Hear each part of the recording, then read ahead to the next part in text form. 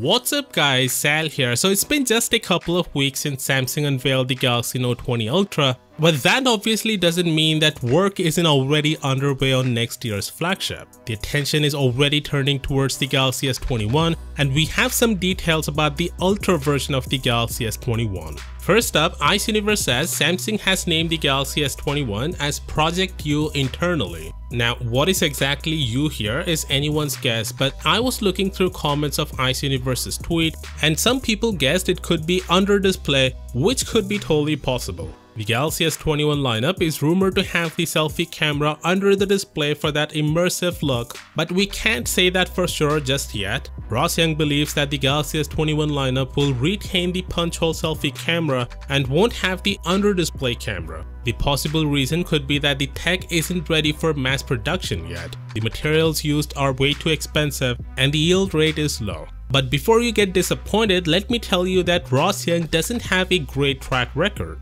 A lot of information he revealed earlier about the Galaxy Note 20 wasn't accurate. For example, the 17 times bigger ultrasonic fingerprint scanner, 16GB of RAM as base, and more. So I wouldn't take his word for granted just yet. No disrespect to Ross, he's also been right multiple times, but I would believe the under-display camera is still on the cards unless the cat say so. Speaking of the cat, Exynos also says that the Galaxy S21 Ultra will retain the 108MP camera like the one we have seen on the Note 20 Ultra and the S20 Ultra, albeit it's gonna be the second generation sensor, which means there will be some improvements. If you're wondering, the laser autofocusing system will also be there on the S21. There won't be a time-of-flight sensor just like the Note 20. The reason Samsung ditched the time-of-flight sensor after using it on the S10, Note 10 and S20 is due to the fact that it's not as powerful as direct TOF sensor, which has been exclusively reserved by Apple from Sony. Although Samsung hasn't entirely given up on the concept of time-of-flight sensor,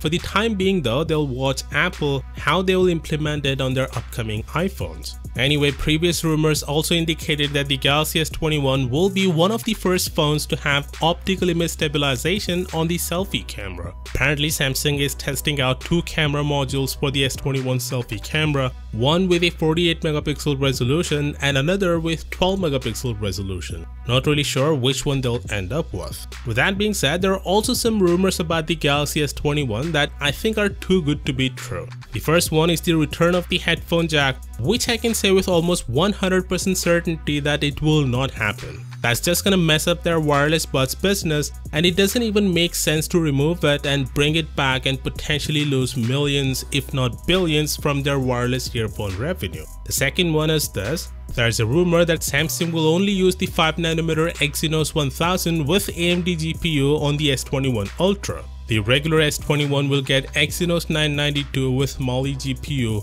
which again doesn't make any sense. If they wanted to use the 6nm Exynos 992, then they would have used it on the Note 20, but they didn't, probably because the Exynos 992 doesn't even exist. In any case, the Exynos chipset next year should see a major makeover with the Cortex-X1 CPU cores and AMD graphics, and the Galaxy S21 is the first candidate to get this new and improved Exynos. The launch of the Galaxy S21 will take place in February next year, so we'll definitely come across some exciting new features for the device in the coming weeks, months, so make sure to subscribe to keep up with all the latest updates, and as always, I'll see you tomorrow. Peace out.